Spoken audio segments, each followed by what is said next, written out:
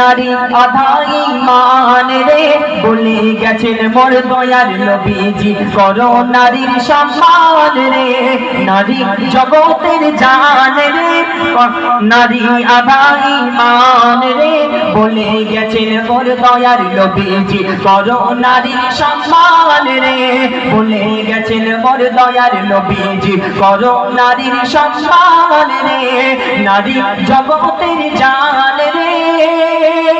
এই দুনিয়ায় আমরা দেখেছি যে আজকাল নারীদের চলাফেরা ব্যবহার আচার কেমন, কিন্তু আল্লাহ পাক রব্বুল আলামিন বলেছে হে নারী তুমি তোমার সম্মানকে সবথেকে উচ্চ পর্যায়ে করেছি। কেন?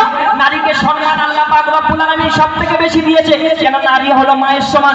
আল্লাহ পাক মাকে মায়ের পায়ের নিচেই আমাদের জান্নাত করে রেখেছে। তো মাকে কেমন ভাবে থাকতে হবে? কবি ছন্দের মাধ্যমে আরো কি লিখছে দেখুন।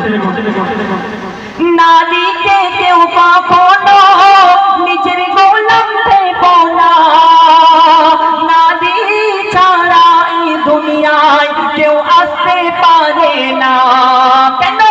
নারী যদি হয় মূর্খ পিছিয়ে যাবে সমাজ। পুরুষের উন্নতিতে থাকে নারীদেরই হাত। বলে রব্বানা সুখ পাবে না, বলে রব্বানা সুখ পাবে না, করলে নারীর